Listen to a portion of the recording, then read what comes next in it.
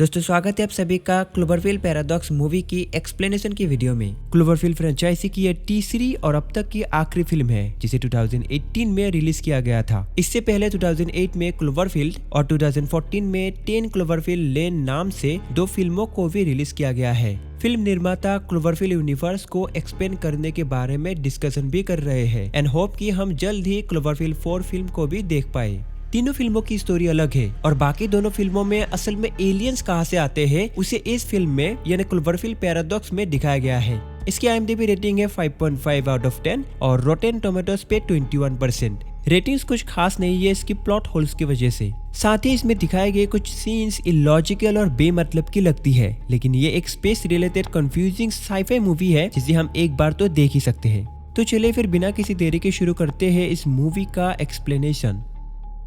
Movie की शुरुआत में हमें बताया जाता है कि अर्थ में किसी कारण एनर्जी क्राइसिस हो रही है और पावर सप्लाई भी बहुत तेजी से खत्म हो रही है। गवर्नमेंट इस प्रॉब्लम का हल निकालते हुए एक एक्सपेरिमेंट करने का फैसला करते हैं जो सफल होने से एनर्जी क्राइसिस की प्रॉब्लम पूरी तरह से मिट जाएगी और इसीलिए वो एक स्पेस स्टेशन का निर्माण भी करते हैं।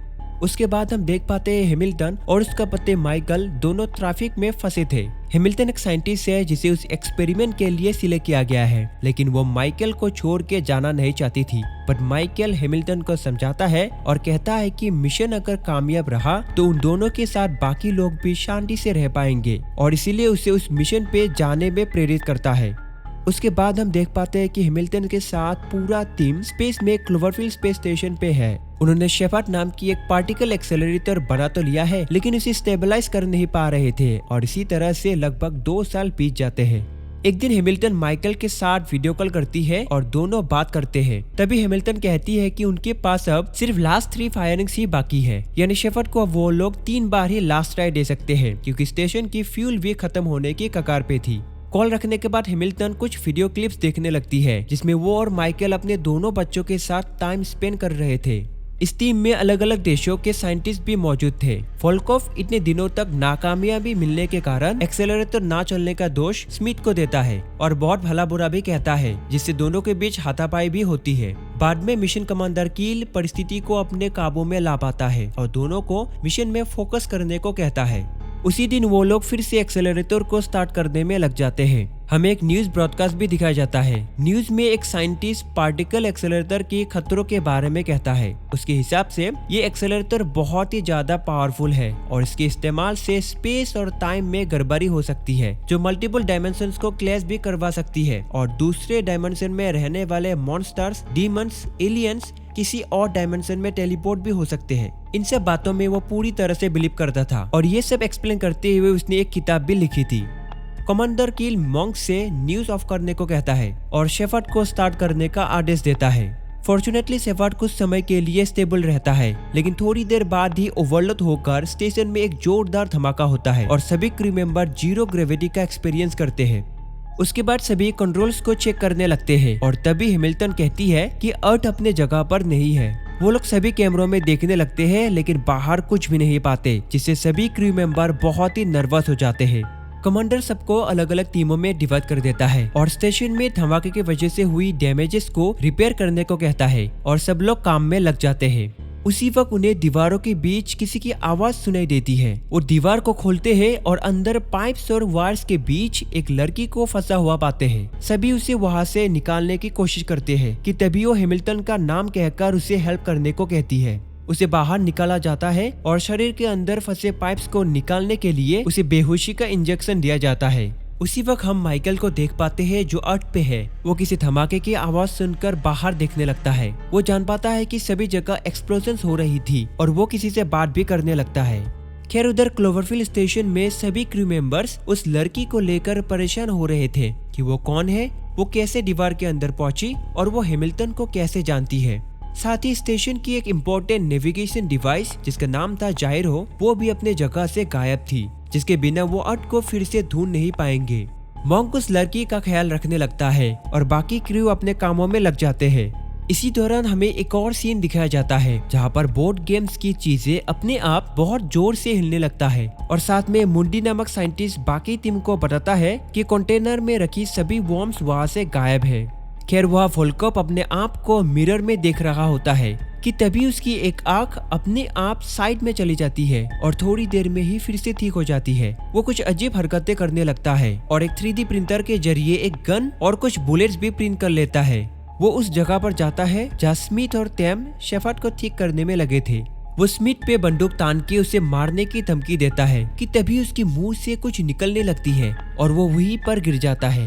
उसके बाद उसे मॉन्क के पास ले जाया जाता है और सभी क्रू मेंबर वहाँ पर आते हैं। टेम उस गन को लेकर लॉकर में रख देती है और तभी उसके मुंह से गायब हुई वॉर्म्स बाहर निकलने लगती है और वहीं पर वोल्कोप मारा जाता है। उधर वो लड़की होश में आती है और हैमिल्टन उससे बात करने अंदर जाती है। उस लड़की का नाम था मीना जेनसेन। उसके हिसाब से वो क्लोवरफील्ड स्टेशन पे 2 साल से रह रही है और वो मुंडी, वोल्कोप, स्मिथ, कील और मॉन्क के साथ उस मिशन पे काम कर रही थी। वो कहती है कि हैमिल्टन उनके साथ नहीं आती और वो अर्थ पर ही रुकती है और वो उसकी एक अच्छी दोस्त भी है। ये सब सुनने के बाद हैमिल्टन कंफ्यूज हो जाती है और कहती है कि मीना को स्टेशन में मौजूद कोई भी पहचानता नहीं है और ये सुनकर मीना भी रोने लगती है।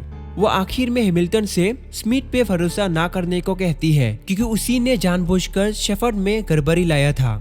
हैमिल्टन ये सब कमांडर कील को बताती है और कील स्मिथ की कॉन्फिडेंशियल मैसेजेस रीड करता है, जिससे वो जान पाता है कि स्मिथ बहुत पहले से ही BND नामक किसी एजेंसी के साथ मिला था और उसी ने शेफर्ड को ऑफलाइन करके रखा था।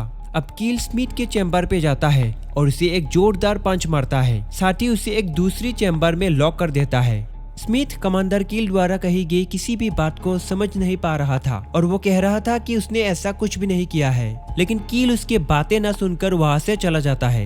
उसके बाद हम फिर से माइकल को देख पाते हैं जो हॉस्पिटल की ओर जा रहा होता है और वो फोन पे उसके दोस्त जो के साथ बात भी कर रहा था।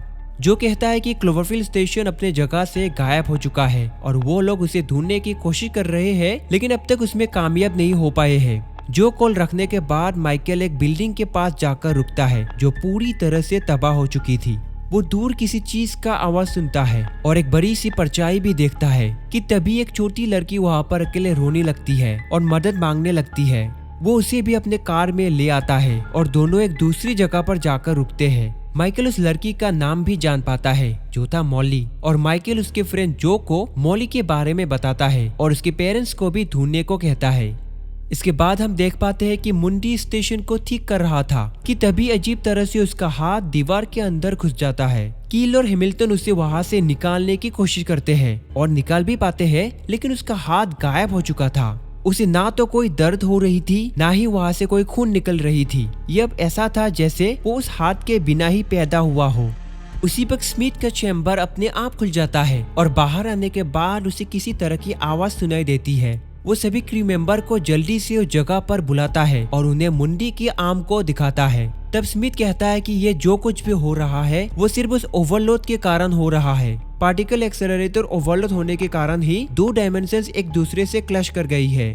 वो लोग उस हाथ को एक ग्लास के बॉक्स में कैद कर लेते हैं। मुंडी कहता है कि वो उस हाथ को कंट्रोल कर नहीं रहा है, मतलब कोई और एंटिटी उसे कंट्रोल कर पा रही है। तभी वो हाथ कुछ लिखने का इशारा करता है और उसे एक पेन लाकर दिया जाता है। वो लिखता है कट वोल्कोप ओपन। उसके बाद उन्हें वोल्कोप के पेट के अंदर जायरो डिवाइस मिलता है और उसे यूज करके वो लोग अर्थ को ढूंढ पाते हैं। वो अर्थ से कनेक्ट करके न्यूज से जान पाते हैं कि क्लोवरफील्ड स्टेशन की मिशन फेल हो गई है और पूरी स्टेशन अटलांटिक ओशन में क्रैश कर गई है, जिससे सभी क्रू मेंबर्स की मौत भी हो चुकी है। ये सब देखकर सभी बहुत ज्यादा कंफ्यूज हो जाते हैं। तभी स्मिथ मल्टीवर्स थ्योरी के बारे में बताता है और कहता है कि वो लोग दूसरी डायमेंशन में आ गए हैं। ये एक दूसरा अर्थ है और अपने अर्थ पे जाने के लिए उन्हें फिर से पार्टिकल एक्सेलरेटर से फायर करना होगा, जिससे सब कुछ पहले जैसा नॉर्मल हो जाएगा। टेम और स्मिथ फिर से काम पे लग जाते हैं, लेकिन तभी टेम एक चेम्बर पे फंस जाती है और सडनली उसमें पानी भरने लगता है। सभी उस डोर को खोलने की बहुत कोशिश करते हैं, लेकिन अनफॉर्चुनेटली पानी बहुत ज्यादा भर जाता है और चेम्बर टूट जाता है, जिसके कारण थोड़ी देर में ही चेम्बर बर्फ हो जाता है और टेम की मौत हो जाती है। कील कहता है कि उन्हें जैसे भी करके पार्टिकल एक्सेलरेटर को ठीक करके उस डायमेंशन से जितनी जल्दी हो सके निकलना होगा, नहीं तो ये ऐसे ही सभी को मारता रहेगा। तभी मुंडी कहता है कि अब टेम के बिना एक्सेलरेटर ठीक नहीं हो सकता, वही शेफर्ड को ठीक कर सकती थी। लेकिन कील और हैमिल्टन मीना से एक्सेलरेटर को ठीक करने में हेल्प करने को कहते हैं, क्योंकि मीना उसकी डायमेंशन में टेम की जगह पर काम करती थी। मीना भी मान जाती है और हैमिल्टन के साथ एक रूम पे जाती है। वहाँ पर हैमिल्टन उससे उसकी डायमेंशन पे रहने वाली हैमिल्टन के बारे में पूछती है और वो जान पाती है कि उसकी फैमिली अभी भी अर्थ पे ही है और दोनों बच्चे भी सुरक्षित है।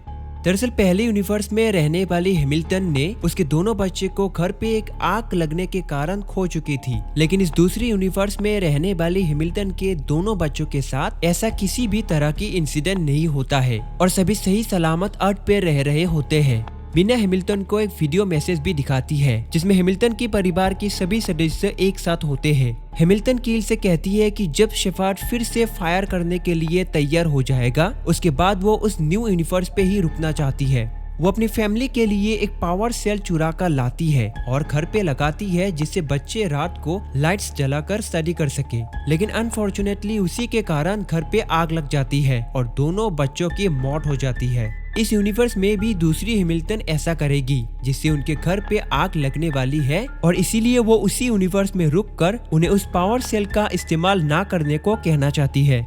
उसके बाद सभी शेफार्ड को ठीक करने में लग जाते हैं और मुंडी एक दूसरी चैम्बर पे जाकर ऑक्सीजन लेवल्स को ठीक करने लगता है। तभी वहाँ पर अजीब तरह की चीजें होने लगती है और एक ब्लास्ट होकर चैम्बर पूरी तरह से डिस्ट्रॉय हो जाता है जिसमें मुंडी का भी मौत हो जाता है। ब्लास्ट की वजह से उस चैम्बर की रिंग्स बहुत तेजी से स्पिन करने लगती है और अगर वो लोग उसे मेन स्टेशन से अलग ना करें तो उसके कारण पूरी स्टेशन भी डिस्ट्रॉय हो सकती है। इसीलिए कील, मॉन्क और हैमिल्टन तीनों मिलकर उसे मैन्युअली अलग करने के लिए उस चैम्बर तक जाने लगते हैं और बहुत मुश्किल से तीनों वहाँ पर पहुँच जाते हैं।